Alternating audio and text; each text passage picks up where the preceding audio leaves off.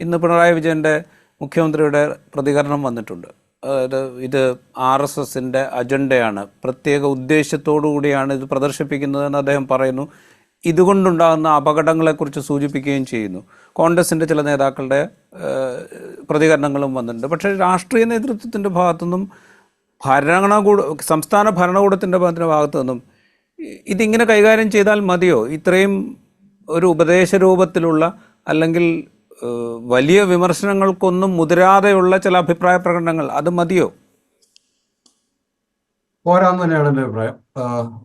പക്ഷേ നമ്മുടെ രാഷ്ട്രീയ നേതൃത്വം ഒരു തെരഞ്ഞെടുപ്പിൻ്റെ നടക്കുന്നെന്ന് പോലും അതിനോട് പ്രതികരിക്കാൻ തയ്യാറായി എന്നുള്ളതിൽ എനിക്ക് സന്തോഷവുമുണ്ട്. MV ഗോവിന്ദൻ പറഞ്ഞിരുന്നു, VD സതീശൻ വളരെ നല്ല രീതിയിൽ തന്നെ ഇത് ശരിയായ പ്രവണതയല്ല, ഇതിനും നിൽക്കരുത്. പക്ഷെ അതിന് VD സതീശൻ പള്ളിക്കകത്ത് കയറി വർത്തമാനം പറയണ്ട എന്നുള്ള മട്ടിലാണ് സഭാ നേതൃത്വത്തിന്റെ പ്രതികരണം വന്നത്. അപ്പോൾ ഇതാണ് ഇവര് ഇതിനെയെല്ലാം പള്ളിക്കകത്ത് കയറി പ്രതികരിക്കേണ്ട എന്നുള്ളതിന് അതിന്റെ കൃത്യമായ അർത്ഥം നമുക്ക് മനസ്സിലാവുമല്ലോ.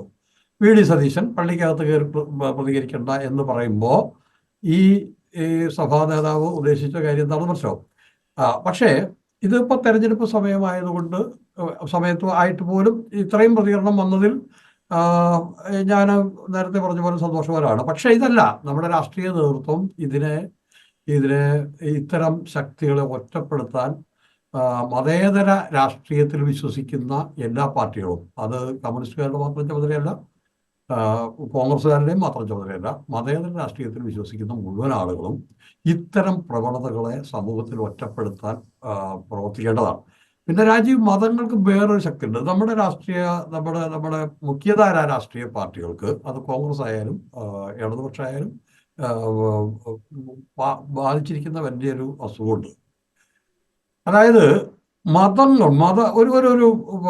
ഒരു മത നേതാവായി കഴിഞ്ഞാൽ വാസ്തവത്തിൽ ഭരിക്കുന്ന മന്ത്രിമാരെക്കാളും പവർ വീൽഡ് ചെയ്യുന്നത് ഇവരാണ് എന്നുള്ളൊരു തോന്നൽ ഇവർക്ക് വന്നിട്ടുണ്ട്. എന്ന് മാത്രമല്ല, നമ്മുടെ രാഷ്ട്രീയ നേതൃത്വത്തിന് ഒരു തെറ്റിദ്ധാരണയും ഉണ്ടെന്നാണ് എനിക്ക് തോന്നുന്നത്. മത നേതൃത്വം, പ്രത്യേകിച്ചും കത്തോലിക്ക സഭ, ക്രിസ്ത്യൻ സഭകളെ സംബന്ധിച്ചിട്ടുള്ള സംഭവം, അതിൻ്റെ ബിഷപ്പ് അല്ലെങ്കിൽ കർദിനാൾ, ആ മതമേലധ്യക്ഷന്മാർ പറയുന്നതിനപ്പുറം ഈ വിശ്വാസ സമൂഹം ഒന്നും ചെയ്യില്ല. അത് വെറും തോന്നലാണ്. വിശ്വാസ സമൂഹം യുക്തിപൂർവം തന്നെയാണ് കാര്യങ്ങൾ തീരുമാനിക്കുക. നാട്ടിൽ നടക്കുന്നതിനെ വസ്തുനിഷ്ഠമായി വിലയിരുത്താനും അത് വിലയിരുത്താനുള്ള ടൂൾസ് അവർക്കുണ്ട്.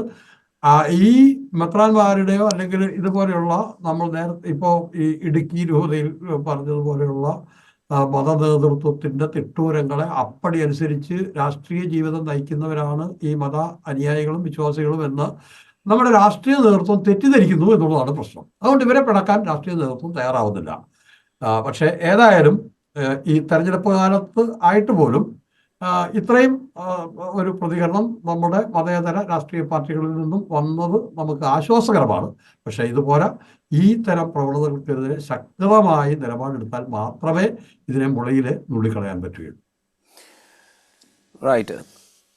പ്രചരിപ്പിക്കുന്നത് നുണയാണ്, വർഗീയ വിദ്വേഷം വളർത്താൻ പാകത്തിലാണ് അതിൻ്റെ പ്രദർശനം, അതിനാണ് ശ്രമിക്കുന്നത്, സംഘപരിവാർ രാഷ്ട്രീയമാണ് തുടരാൻ ശ്രമിക്കുന്നത്. ഇതൊക്കെ ഉണ്ടായിരിക്കെ തന്നെ ഇതുണ്ടാക്കുന്ന അപകടത്തെക്കുറിച്ച് വലിയ വേവലാതി ആവശ്യമില്ല എന്ന് തന്നെ നമുക്ക് പറയാം. കാരണം കേരളത്തിലെ ഒരു മതനിരപേക്ഷ ജനാധിപത്യ വിശ്വാസികൾ അവർ ഒരിക്കലും ഇത്തരം നുണപ്രചാരണങ്ങളിൽ വീണുപോകില്ല എന്ന് നമുക്ക് വിശ്വസിക്കുകയും ചെയ്യാം. സ്പെഷ്യൽ ഡിസ്കഷൻ ഇവിടെ അവസാനിക്കുന്നു. നന്ദി.